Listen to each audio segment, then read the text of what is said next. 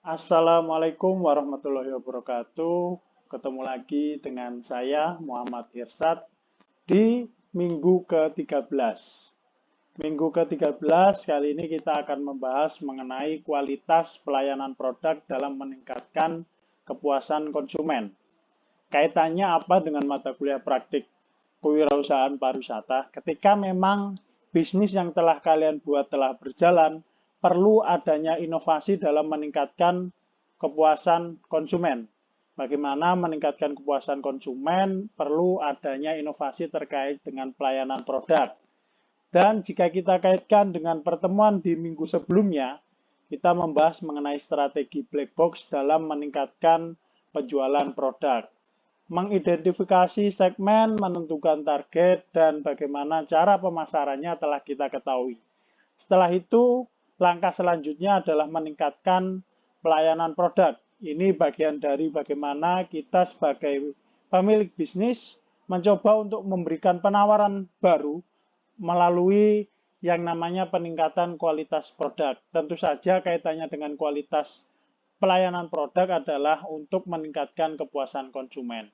Nah, materi kali ini akan saya bahas secara perlahan.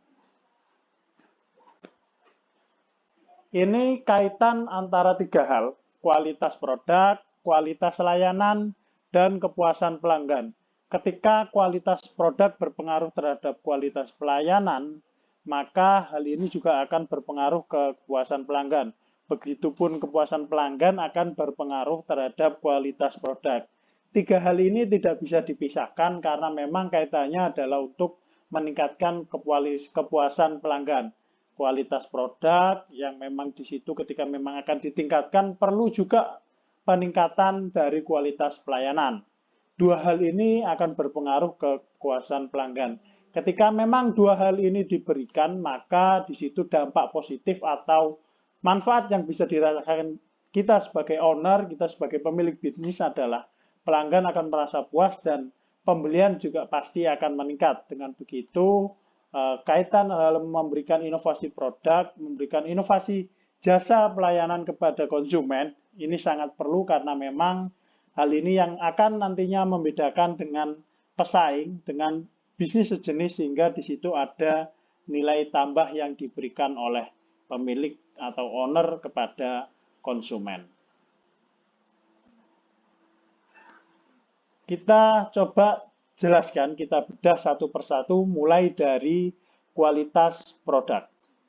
Nah, mengingat kualitas produk, produk ini pasti ada dua, dari segi barang dan segi yang tidak terlihat atau intangible adalah dari pelayanan yang diberikan atau servis jasa yang diberikan oleh pemilik kepada konsumen. Bentuk jasanya apa dan barang yang ditawarkan berupa apa, ini nanti akan memberikan dampak kepada pelanggan berupa kepuasan konsumen.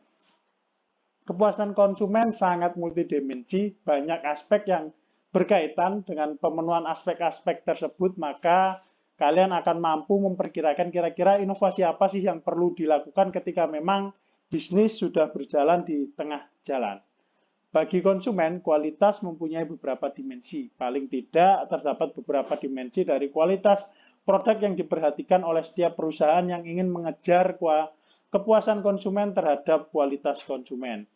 Antara puas dan kualitas ini berbanding lurus. Ketika memang di situ kualitas sudah diberikan, maka dampaknya adalah berupa kepuasan. Begitupun ketika tidak diberikan, maka konsumen tidak akan merasa puas.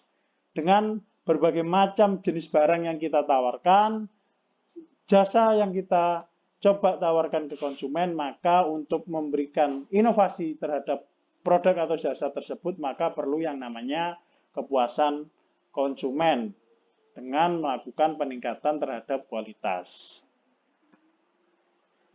Apa saja dimensinya? Di sini saya jelaskan ke dalam 8 dimensi kualitas produk. Yang pertama terkait dengan kepuasan atau fungsi atau performance. Karakter produk ini inti yang meliputi atribut yang dapat diukur.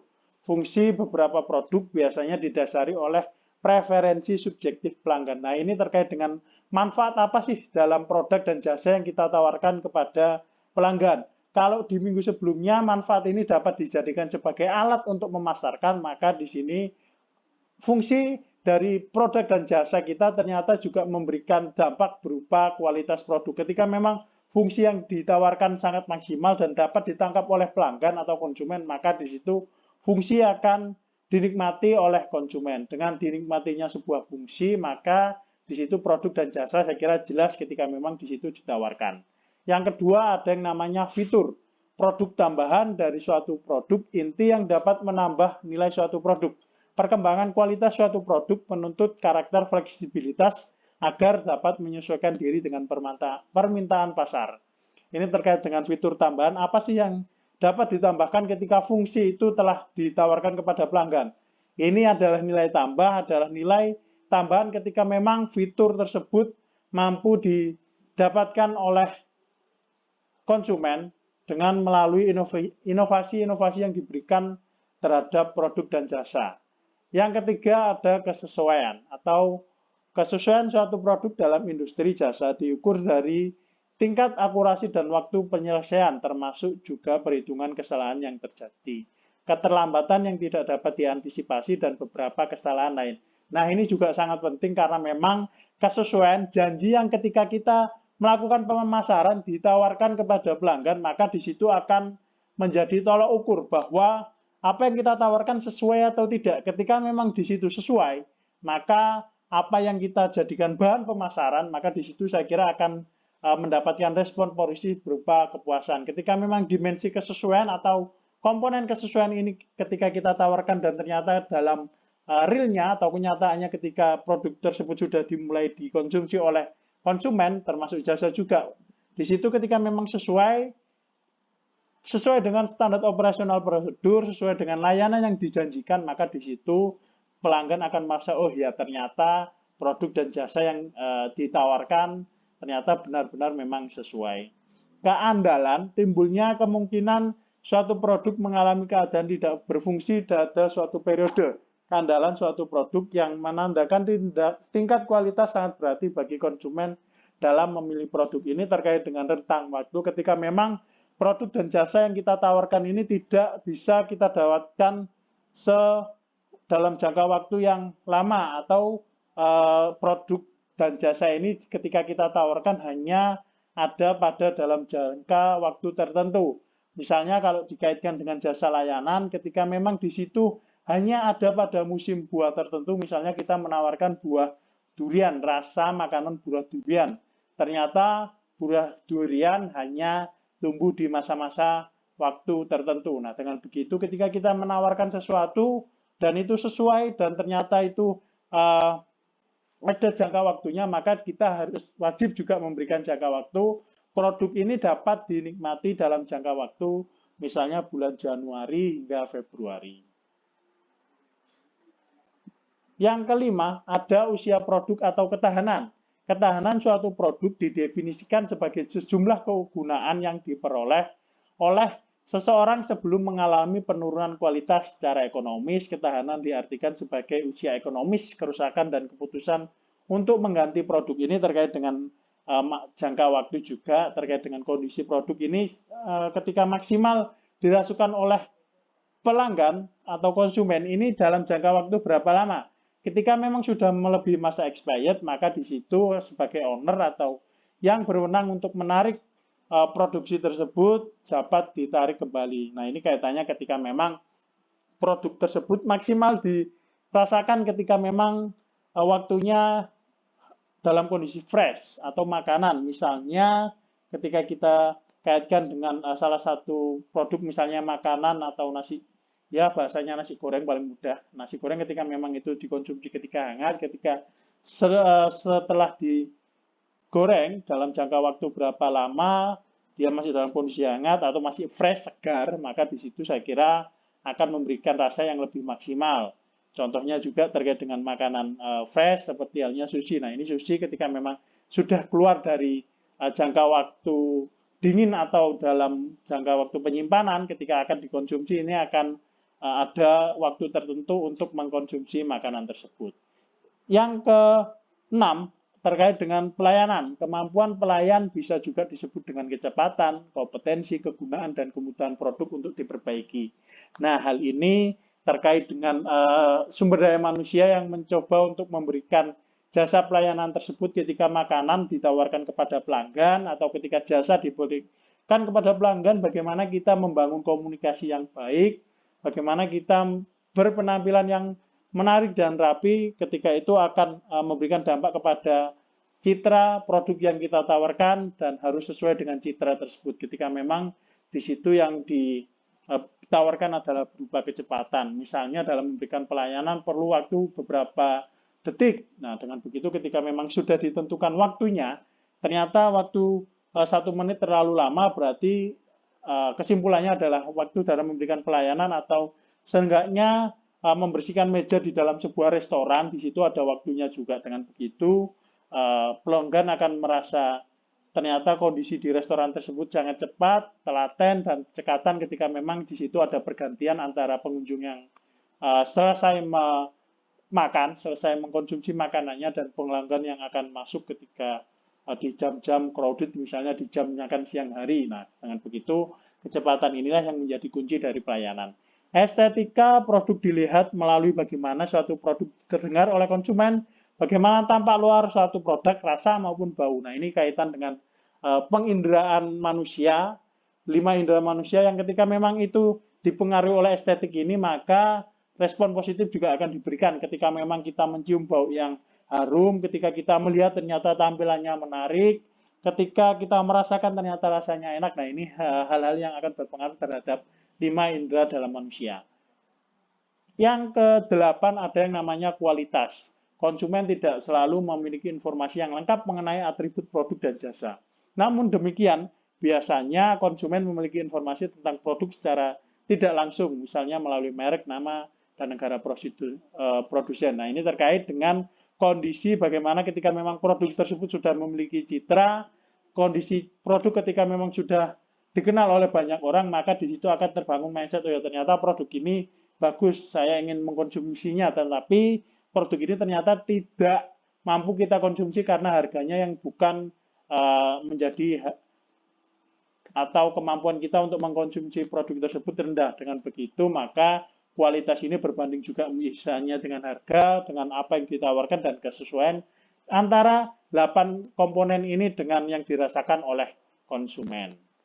Ketika 8 ini sudah terpenuhi, saya kira pelanggan atau dalam kita menawarkan produk dan jasa, maka di situ akan berdampak positif kepada pembelian yang kita terima, jumlah pendapatan yang kita terima, dan tentu saja ketika kita berbicara mengenai bisnis, berarti kita akan merasakan yang namanya keuntungan.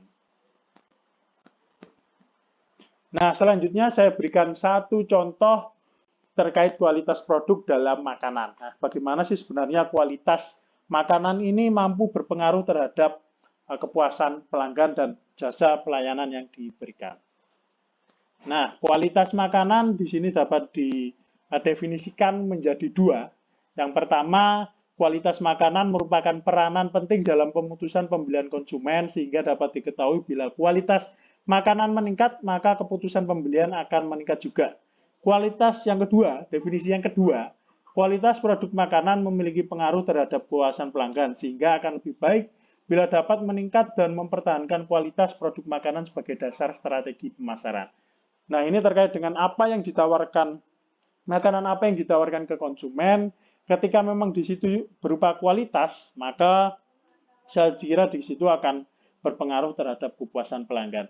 Nah, bagaimana sih dengan definisi ini? Kan pasti muncul pertanyaan nih, kualitas makanan ini dipengaruhi oleh apa saja, dan kira-kira ada faktor nggak sih terkait dengan kualitas makanan yang ketika memang dirasakan terkait dengan indera pengecap, indera penglihatan, indera pendengar, indera pembau, dan indera-indera yang lain yang melekat pada manusia sebagai konsumen. Nah, ini kualitas makanan bisa kita lihat dari beberapa hal, warna, penampilan, porsi, bentuk, temperatur, tekstur, rasa, dan tingkat kematangan. Terkait dengan warna, ini berhubungan dengan citra penglihatan yang dirasakan ketika memang makanan tersebut akan bergairah ketika kita akan mengkonsumsi. Dengan warna-warna yang terang, warna-warna yang fresh, itu menunjukkan bahwa produk atau bahan-bahan yang digunakan masih sangat baru, dan tentu saja ketika memang bahan itu baru akan memberikan cita rasa yang maksimal. Penampilan ini terkait dengan kondisi fisik dari makanan tersebut. Ketika kita mau coba membandingkan antara nasi goreng yang di-plating dengan kondisi yang baik dan nasi goreng yang memang kondisinya hanya disajikan dengan ala kadarnya, maka di sini ketika kita kaitkan dengan kualitas, maka di sini lebih unggul kepada nasi goreng yang coba di-plating oleh chef yang memang berkeahlian di situ. Porsi, nah ini porsi tidak hanya dalam jumlah yang besar, tetapi yang paling tepat adalah jumlah yang pas. Ketika kita memang menyajikan makanan, kita juga harus tahu porsinya. Ketika makanan pembuka porsinya bagaimana, makanan inti bagaimana porsinya, dan penutupnya bagaimana. Nah, ini kita harus menyesuaikan porsi ketika memang di situ dikonsumsi oleh orang-orang tertentu. Dalam tempat tertentu saya kira porsinya juga pasti akan berbeda. Kita tinggal menyesuaikan porsi yang ingin kita gunakan itu seperti apa dalam menyajikan sebuah makanan. Bentuk terkait dengan physically, bentuk makanan menjadi peran penting dalam daya tarik mata. Nah, ini terkait dengan penampilan dan bagaimana bentuk-bentuk yang dapat berpengaruh terhadap mata. Ketika memang itu estetik, ketika itu enak dicoba untuk dirasakan, maka saya kira di situ akan berpengaruh juga temperatur, suhu dingin, suhu panas, dan suhu dengar. Ketika memang ini dapat disajikan dalam kondisi yang dingin, maka makanan tersebut juga pasti sangat baik, karena memang ini makanan terkait dengan penutup, misalnya es krim dan makanan yang lain. Terkait dengan tekstur, lembek, keras, dan lain-lain, saya kira ketika memang kaitannya dengan kondisi bahan baku, maka di situ saya kira tekstur juga akan berpengaruh. Ketika memang ikan itu terlalu lembek digoreng, atau ikan itu terlalu lembek ketika memang dikukus atau direbus, maka di situ juga akan berpengaruh terhadap rasa. Terkait dengan rasa, indera pengecap kita mampu mendeteksi rasa manis, rasa pahit, rasa yang lain, bukan termasuk rasa sayang. Rasa reaksi dari makanan yang akan mempengaruhi konsumen sebelum konsumen menikmati makanan. Konsumen dapat mencium makanan tersebut juga. Nah, ini terkait dengan rasa, bagaimana juga berpengaruh terhadap indera yang kita cium, endus. Dengan begitu akan berpengaruh menggugah selera ketika kita akan mengkonsumsi makanan tersebut. Tingkat kematangan, ketika memang ini perlu disajikan dalam kondisi seperti halnya saya contohkan telur yang enak dirasakan, saya kira setiap menu makanan juga pasti akan berbeda, apakah hanya setengah matang atau hingga matang sekali. Nah, ini yang kedua, faktor terkait dengan kualitas layanan. Untuk mengetahui kualitas layanan, apa sih yang coba diberikan oleh pemilik atau owner dalam menjalankan bisnisnya, dan layanan apa saja yang perlu diberikan untuk mampu memberikan kepuasan terhadap pelanggan. Nah, secara definisi bisa kita lihat dalam 3 hal, dan kemudian nanti kita bisa mengkerucutkan kira-kira kesimpulan dalam pelayanan ini seperti apa. Yang pertama, pelayanan adalah setiap kegiatan yang diperuntukkan atau ditujukan untuk memberikan kepuasan kepada pelanggan. Melalui pelayanan ini, keinginan dan kebutuhan pelanggan dapat terpenuhi. Yang kedua, pelayanan adalah kegiatan yang diselenggarakan organisasi menyangkut kebutuhan pihak konsumen dan akan menimbulkan kesan tersendiri. Dengan adanya pelayanan yang baik, maka konsumen akan merasa puas. Dengan demikian, pelayanan merupakan hal yang sangat penting dalam upaya menarik konsumen untuk menggunakan produk dan jasa yang ditawarkan. Yang ketiga, pelayanan adalah sebagai usaha melayani kebutuhan orang lain, sedangkan melayani yaitu membantu menyiapkan, membantu apa yang diperlukan seseorang. Nah, ini terkait dengan bantuan atau usaha atau aktivitas yang bisa kita tawarkan kepada konsumen untuk meningkatkan nilai tambah dari sebuah produk atau jasa. Ketika memang pelayanan ada kaitannya dengan kegiatan, berarti di situ ada aktivitas yang dilakukan. Maka aktivitas yang dilakukan pasti berhubungan dengan indera manusia dari gerakan, ucapan, penglihatan, kondisi tubuh, dan lain sebagainya. Yang kedua, diberikan oleh organisasi menyangkut kebutuhan pihak konsumen dan akan menimbulkan kesan sendiri. Nah, ini diberikan oleh yang menawarkan jasa atau produk, dengan begitu pemilik atau dalam hal ini organisasi bisnis, maka di situ akan memberikan dampak berupa kesan, oh ya ternyata ketika kita mendapatkan pelayanan, maka di situ dampaknya positif ketika pelayanan tersebut dapat dirasakan. Dan secara kesimpulan, saya kira merupakan aktivitas yang dapat ditawarkan ke konsumen untuk memberikan respon tersendiri kepada konsumen, dengan begitu akan berpengaruh terhadap nilai tambah dalam sebuah produk atau jasa. Nah, karakteristik pelayanan merupakan pengertian dasar dari apa yang disebut jasa dapat dijelaskan sebagai berikut. Nah, ini terkait dengan dimensi atau komponen yang membentuk sebuah pelayanan menjadi sebuah nilai tambah pada produk dan jasa yang kita tawarkan ke konsumen. Yang pertama, pastinya pelayanan tidak berwujud. Pelayanan adalah suatu hasil yang tidak dapat dilihat secara tak terbentuk nyata, tetapi dapat dirasakan hasilnya. Hal ini merupakan ciri yang khas dari jasa dan pelayanannya. Nah, ini terkait dengan layanan yang diberikan, informasi yang diberikan, setelah itu dapat berupa tindakan dan bentuk-bentuk lainnya. Tak dapat dipisahkan. Hal ini harus melekat kepada produk atau jasa yang coba ditawarkan kepada konsumen. Dengan begitu, ketika memang kita menawarkan produk dan jasa, maka di situ wajib hukumnya untuk tidak dapat memisahkan antara pelayanan. Dengan begitu, nilai dari sebuah produk akan bertambah. Tidak tetap, jasa ini juga pasti akan sangat berubah. Ketika memang kaitannya dengan informasi, maka informasi harus menyesuaikan kondisi dari sebuah informasi yang ingin diberikan kepada pelanggan. Ketika memang informasi menjadi sebuah layanan mengenai produk, biasanya ada customer care, setelah itu dapat dihubungi dalam jangka waktu berapa lama, dan nomor yang ingin dihubungi sudah tertera dalam produk dan jasa tersebut. Bervariasi pastinya, tidak hanya monoton untuk menyajikan sebuah pelayanan. Dengan begitu saya kira kaitannya ketika memang macam-macam pelayanan juga diberikan, dengan begitu akan berdampak kepada sebuah produk dan jasa. Nah, layanan ini bisa dalam bentuk apa saja, bisa dilihat ke dalam 3 hal ini. Yang pertama, dengan lisan dilakukan oleh petugas-petugas hubungan masyarakat bidang layanan informasi, ini terkait dengan customer care. Ketika memang konsumen membutuhkan informasi terkait produk, dapat ditemukan di mana, ada potongan harga atau tidak, dan berbagai macam informasi yang ingin dicari. Ketika memang respon yang diberikan cepat, maka saya kira di situ akan berpengaruh terhadap produk dan jasa yang diberikan. Yang kedua, dengan layanan dengan tulisan, merupakan bentuk layanan yang paling menonjol dalam pelaksanaan tugas. Agar layanan dalam bentuk tulisan dapat memuaskan pihak yang dilayani, suatu hal yang dapat diperhatikan adalah kecepatan, baik dalam pengelolaan maupun proses penyelesaiannya. Nah, ini terkait dengan alur atau sistem dalam memberikan kepastian informasi pelayanan. Ketika kita ingin komplain terkait barang atau jasa yang kita konsumsi, maka di situ wajib bagaimana kita juga harus memastikan informasi tersebut dapat didapatkan di mana, nomor yang dihubungi berapa, dan bentuk-bentuk lainnya dalam bentuk tulisan.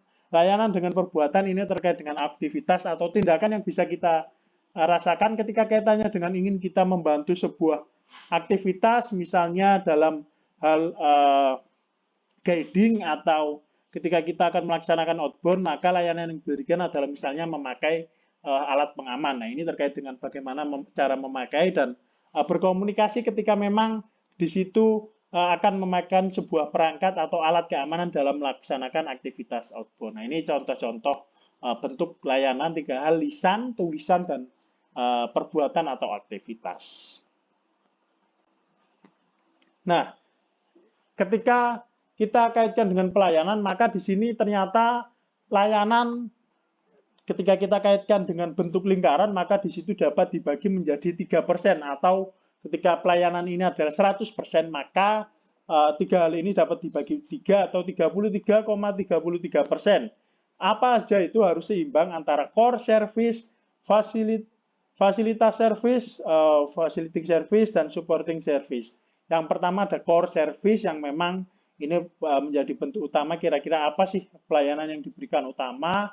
Kedua, fasilitas, perlu sarana dan prasarana apa, dan supporting service, bagaimana tambahan untuk mendukung pelayanan tersebut. Ketika memang 3 hal ini mampu kita masukkan dalam lekatkan sebuah produk dan jasa, maka saya kira inovasi-inovasi yang kalian lakukan dalam meningkatkan kepuasan konsumen untuk memastikan bahwa konsumen akan puas dengan produk atau jasa yang kita tawarkan, maka 3 hal ini harus kita terapkan. Bagaimana bentuk core service-nya, facilitating service, dan supporting service-nya.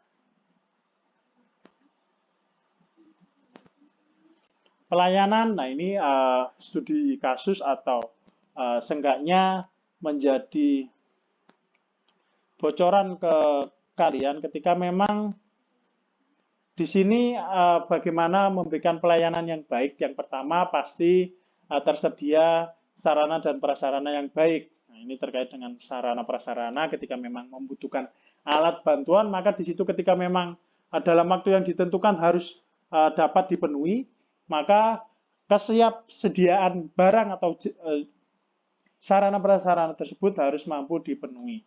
Dengan begitu, maka konsumen akan merasa, oh ya ternyata produk atau jasa ini mampu memenuhi kebutuhan saya dengan kebutuhan sarana yang diberikan. Tersedianya sumber daya manusia yang baik ketika memang pelayanan yang paling menitik beratkan adalah sumber daya manusia, karena di situ dia yang melakukan eksekusi, bagaimana dia bersifat, bagaimana dia bersikap ketika memang itu untuk menghadapi karyawan, berarti urusan masalah-masalah apa yang terjadi di kehidupan di luar pekerjaannya, maka di situ secara profesional harus ditinggalkan. Ketika memang di situ kaitannya dengan karyawan yang baik, maka hubungannya adalah dengan bagaimana sumber daya manusia ini mampu dan mau untuk memberikan layanan. Dan tentu saja ketika memang kita kaitkan dengan sebuah organisasi bisnis, maka di situ karyawan yang baik atau layanan yang baik pasti sudah ada standar operasional yang baik juga, dan harus diterapkan bagaimana ketika kita akan menghadapi konsumen, kita harus bersikap yang baik, memberikan senyum yang tidak terlalu terpaksa, tetapi juga sangat ikhlas. Dengan begitu saya kira akan mampu memberikan dampak kepada konsumen. Yang ketiga, ada bertanggung jawab. Nah, ini harus tanggung jawab. Ketika memang sudah di awal memberikan pelayanan, maka di situ wajib memberikan hingga akhir, hingga konsumen tersebut merasa puas atau setidaknya dalam sebuah aktivitas yang ditawarkan hingga akhir sudah selesai. Mampu melayani secara cepat dan tepat. Nah, ini tidak hanya cepat tapi juga tepat. Ketika memang di situ waktu yang ditentukan, berarti ketepatan juga harus ditentukan. Kesesuaian dalam memberikan pelayanan kepada konsumen harus dipastikan bahwa apa yang diberikan layanan, siapa yang memberikan pelayanan harus cepat dan tepat. Mampu berkomunikasi, saya kira terkait dengan bagaimana cara untuk berbicara, bagaimana bersikap tubuh yang baik ketika memberikan pelayanan, dan tentu saja kaitannya adalah dengan penyampaian nada atau secara teori atau secara bahasa yang mudah adalah verbal dan non-verbal dalam komunikasi, bagaimana kita menggunakan body language, nada yang tinggi, keras, dan bagaimanapun itu yang kaitannya dengan cara berkomunikasi. Berusaha memahami kebutuhan konsumen. Nah, ini kita harus tahu kira-kira kebutuhan konsumen ini seperti apa, butuh bantuan kita atau tidak, butuh jasa pelayanan atau tidak, kita harus tahu. Ketika memang di situ kita harus mampu membaca bagaimana kondisi orang tersebut. Misalnya ketika kita akan dalam hal guiding, ketika kita terlalu lama memberikan interpretasi terhadap sesuatu, maka di situ kita juga harus melihat apakah wisatawan yang kita guiding atau kita terangkan mengenai sesuatu proses, apakah merasa bosan atau tidak. Kita juga harus melihat ketika memang sudah bosan, tidak perlu terlalu lama, atau kita bisa selingi dengan candaan-candaan yang memang itu tidak terlewat batas. Nah, ketika dua hal tadi kita terapkan terkait dengan peningkatan kualitas produk dan peningkatan kualitas layanan, maka kedua hal tersebut akan berpengaruh terhadap kepuasan konsumen. Tentu saja kepuasan konsumen ini kaitannya adalah sebenarnya kepuasan konsumen ini ketika memang dia merasa puas, respon yang diberikan bagaimana sih sebenarnya? Apa sih yang dikatakan sebagai puas, dan ketika kita mengkaitkan dengan konsumen, maka kepuasan yang hakikatnya maksimal ini seperti apa? Nah, ketika saya jelaskan mengenai definisi, kepuasan konsumen adalah suatu perasaan atau penilaian emosional dari pelanggan atas penggunaan produk, barang, atau jasa ketika harapan dan kebutuhan terpenuhi. Dengan kata lain, jika konsumen merasa apa yang diperoleh lebih rendah dari yang diharapkan, maka konsumen tidak akan puas. Nah, ini sangat simpel, sangat logis. Ketika memang apa yang kita tawarkan sesuai dan apa yang kita dapatkan juga sesuai, maka di situ konsumen akan merasa puas. Ketika memang ternyata tidak sesuai ekspektasi, hukumnya adalah antara puas dan tidak puas. Ketika memang tidak tercapai kepuasannya, maka saya kira di situ konsumen tidak akan merasa puas. Misalnya ketika memang ekspektasi yang diinginkan oleh konsumen dalam makanan ternyata dia mendapatkan layanan dalam pembersihan meja atau membersihkan meja setelah pengunjung lama keluar ternyata terlalu lama, ternyata tidak terlalu bersih dalam membersihkan meja. Nah, ini ekspektasi atau ketika kita sebelum mengkonsumsi produk tersebut ternyata mood kita dibuat jelek. Nah, dengan begitu saya kira kita harus membangun bagaimana dalam membersihkan meja tersebut cepat dan tepat, dalam kondisi cepat dan kondisinya juga bersih. Dengan begitu, ketika konsumen akan masuk atau bergantian dengan konsumen lama, maka dalam memberikan dampaknya kepada pemilik bisnis saya kira akan kaitannya juga dengan kepuasan. Ketika memang harapannya sangat tinggi, ketika kita memberikannya juga terlalu tinggi, saya kira dampaknya sangat terasa. Ketika memang dampaknya terlalu tinggi, maka saya kira di situ dia juga akan ternyata akan memberikan loyalitas yang lebih atau bahasanya dia akan mengkonsumsi produk yang kita miliki atau jasa yang kita miliki dengan lebih lama atau beberapa kali dalam pembelian. Nah, ternyata juga ada 5 dimensi ketika memang kepuasan atau konsumen merasa puas dalam mengkonsumsi sebuah produk atau layanan. Saya sudah jelaskan 2 terkait dengan kualitas produk dan kualitas layanan.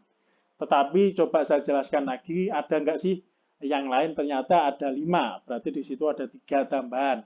Yang pertama terkait dengan kualitas produk, seperti yang saya jelaskan tadi, sesuai fungsi dan yang lain sebagainya. Ini terkait dengan pelanggan akan puas jika setelah membeli dan menggunakan produk dan kualitasnya secara baik. Terdapat 6 elemen dalam kualitas produk. Ini seperti yang saya jelaskan tadi, performance, durability, feature, reliability, konsistensi, dan desain. Kaitannya dengan kondisi fisik dan ketika memang itu jasa yang ditawarkan, maka saya kira di situ juga kaitannya adalah dengan hukum jual beli atau kesesuaian. Ketika memang di situ yang ditawarkan sesuai, maka di situ yang didapatkan juga harus sesuai. Terkait dengan harga, bagi pelanggan yang sensitif, biasanya harga yang murah adalah sumber kepuasan yang penting karena mereka akan mendapatkan value for money yang tinggi. Nah, ini kaitannya dengan ketika memang harga yang kita tawarkan tinggi, ternyata produk yang diberikan tidak terlalu sesuai, maka di situ responnya akan negatif. Begitupun kebalikannya, ternyata ketika harganya tinggi, produknya sesuai dengan apa yang ditawarkan, saya kira itu sah-sah saja. Ketika memang tidak mampu memberikan layanan yang baik, seharusnya juga jangan terlalu tinggi. Dengan begitu, kaitannya dengan harga adalah ketika memang kualitas pelayanan dan kualitas produk ini ditentukan, maka dampak yang diberikan adalah mampu memberikan harga yang lebih tinggi. Nah, ini menjadi pembeda dengan pesaing, pembeda dengan bisnis sejenis, maka dari itu harga juga akan menentukan. Kita harus melihat pesaing, harus melihat jasa yang diberikan, produk yang ditawarkan berkualitas atau tidak, tentu saja akan berpengaruh terhadap barang atau harga dari produk jasa tersebut. Dengan begitu, kita juga harus memperhitungkan kira-kira biayanya dalam memproduksi produk tersebut berapa. Nah, ini perkiraan pembagian ketika memang yang diinginkan ternyata 100, ternyata yang mengkonsumsi 50, bagaimana cara kita menginovasi atau memberikan mencapai target tersebut dengan memberikan pelayanan, maka harga juga mampu kita tingkatkan 2 kali, tentu saja dengan penawaran yang lebih baik antara kualitas produk dan kualitas pelayanan yang diberikan. Service quality, ini kualitas pelayanan. Komponen ini bergantung pada 3 hal, yaitu sistem teknologi manusia, faktor manusia yang memegang kontribusi terbesar 70% dan tidak menghilangkan kepuasan biasanya sulit untuk diikuti. Nah, ini yang penting juga, kualitas pelayanan. Ketika memang di situ ada teknologi ternyata, maka teknologi juga bagian dari pelayanan. Ketika kita ingin memberikan kemudahan akses informasi, kemudahan dalam melakukan pembayaran dan kemudahan-kemudahan lain bisa ditawarkan menggunakan teknologi. Tidak untuk pengganti, tetapi peluang yang baru ketika harus kita penuhi, maka di situ akan berpengaruh terhadap kualitas pelayanan. Faktor manusia tetap 70%, berarti di situ manusia juga harus menyentuh dari sisi perasaan, bagaimana kita mampu mengkomunikasikan dengan baik, menyentuh perasaan dengan cara yang lebih sopan dan santun. Dengan begitu, saya kira kaitannya adalah dengan kualitas sumber daya manusia itu sendiri dalam memberikan pelayanan.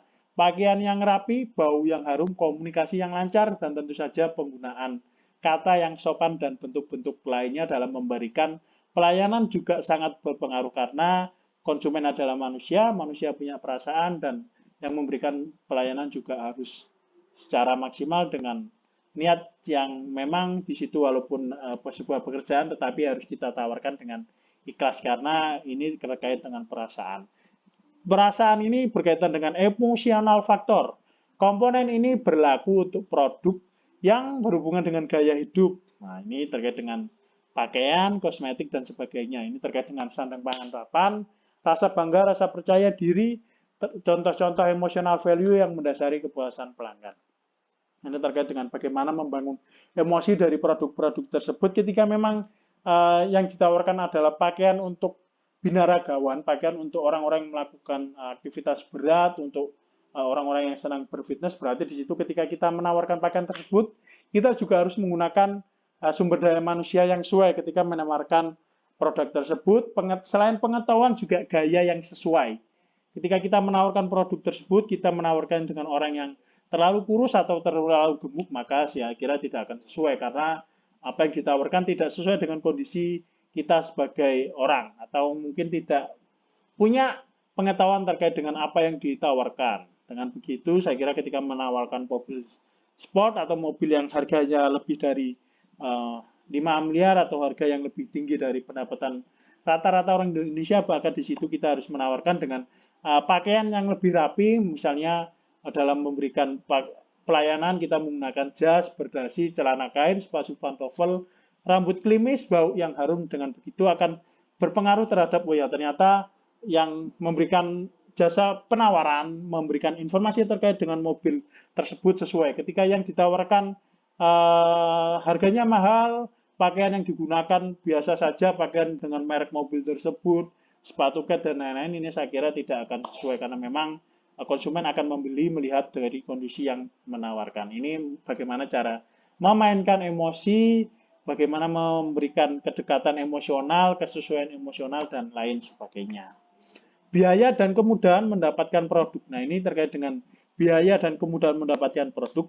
Pelanggan akan semakin puas jika biaya dan produk yang diperoleh relatif mudah, nyaman, dan efisien. Nah, ini terkait dengan metode-metode yang sekarang coba ditawarkan melalui kemudahan pembayaran, cashless method, dengan berbagai macam cara untuk memberikan bagaimana cara membayar yang mudah, respon yang cepat dan tanggap, dan sistem yang dibangun ketika memang ada problem something tertentu ketika memang melakukan pembayaran tersebut.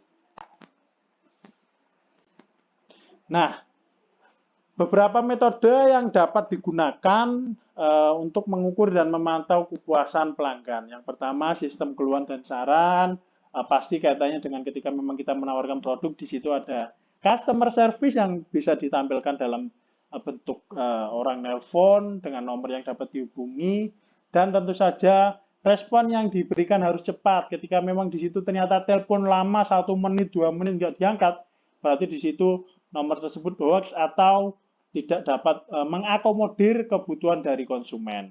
Survei kepuasan pelanggan ini harus dilakukan untuk memastikan bahwa apa yang diberikan oleh pemilik, diberikan oleh manajemen dalam memberikan pelayanan atau dalam segi produk diberikan, di situ apakah puas atau tidak diukur dari survei. Ini bersifat temporary atau beberapa waktu dalam jangkauan waktu tertentu. Dengan begitu, pengembang atau mungkin dalam sisi operasional, marketing, dan pihak manajemen yang lain akan mampu lihat kondisinya bagaimana dia memberikan pelayanan terhadap konsumen. Gossiping ini terkait dengan kita membayar orang sebagai manajemen untuk memastikan bahwa anak perusahaan atau penjual produk yang lain sesuai dengan SOP. Ketika memang kita ingin memastikan bahwa pelayanan diberikan sesuai standar operasional prosedur, maka hal ini juga penting dilakukan untuk memastikan bahwa perlu perbaikan di sisi mana, apa yang salah, dan evaluasi apa yang diberikan. Loss customer analysis. Ini terkait dengan ketika memang di situ pelanggan kita punya narah hubung atau kontaknya, ketika dia sudah lama tidak membeli, kita mencoba untuk mendekatkan diri lagi, kenapa tidak membeli. Setelah itu dengan berbagai macam cara komunikasi yang baik, dengan begitu saya kira kaitannya adalah untuk mengembalikan kepuasan atau memberikan evaluasi terhadap produk yang kita inginkan. Nah, manfaatnya apa sih sebenarnya kepuasan pelanggan ini? Hubungan yang pertama, ada hubungan antar perusahaan dan para pelanggan menjadi harmonis. Ini karena kita butuh sekali pelanggan atau konsumen, maka kita harus membangun hubungan antara perusahaan dan pelanggan. Nah, ini bagaimana membangunnya dalam berbagai macam bentuk, seperti halnya event tertentu yang dapat kita sponsori, kesesuaian event tersebut, dan bentuk-bentuk perusahaan yang lain, misalnya family gathering dan lain-lain. Ini bisa kita gunakan untuk membangun hubungan, memberikan dasar yang baik bagi pembelian ulang. Nah, ini apa yang ditawarkan ketika memang ternyata sudah memberikan pembelian beberapa kali. Reward apa sih sebenarnya yang bisa dikasih kepada konsumen? Dapat mendorong terciptanya loyalitas ketika memang di situ sudah ternyata menjadi kebutuhan pokoknya dan dia merasa senang terhadap produk tersebut. Bagaimana cara kita menjaga loyalitas tersebut? Membentuk suatu rekomendasi dari mulut ke mulut yang menguntungkan bagi perusahaan. Nah, ini terkait dengan bauran pemasaran, word of mouth, WOM, bagaimana memberikan respon yang positif melalui mulut ke mulut, review dari internet, dan bentuk-bentuk yang lain. Dengan begitu akan mampu memberikan respon yang positif juga untuk berpengaruh terhadap konsumen baru atau konsumen yang akan membeli produk atau jasa layanan. Yang kelima, reputasi perusahaan menjadi baik. Nah, ketika memang dampaknya positif, maka ini akan berpengaruh terhadap pemilik, owner, organisasi, dan orang yang bekerja di dalamnya. Pastinya karena kita adalah usaha bisnis yang memperoleh keuntungan, maka kaitan yang terakhir adalah laba yang diperoleh dapat meningkat. Ketika memang kualitas layanan yang diberikan bagus, kualitas produknya juga maksimal, maka di situ akan berpengaruh terhadap kepuasan pelanggan. Kepuasan pelanggan akan berpengaruh terhadap apa? Pastinya terkait dengan pendapatan yang diperoleh oleh perusahaan tersebut. Nah, dengan begini kita tahu kesimpulannya bahwa dalam melakukan inovasi produk perlu yang namanya peningkatan kualitas produk. Perlu juga yang namanya peningkatan kualitas layanan. Dampak ini akan berpengaruh terhadap kepuasan pelanggan dan tentu saja terhadap pembelian dari produk atau jasa yang kita tawarkan dengan melakukan inovasi-inovasi yang bentuknya adalah kualitas produk dan peningkatan kualitas layanan. Mungkin itu saja yang bisa saya jelaskan. Setelah ini bisa kita diskusikan sebenarnya dalam memberikan pelayanan, meningkatkan produk, dan kaitannya dengan kepuasan pelanggan apa yang bisa kita lakukan. Mungkin cukup itu saja. Wassalamualaikum warahmatullahi wabarakatuh. Sampai ketemu di kelas secara daring.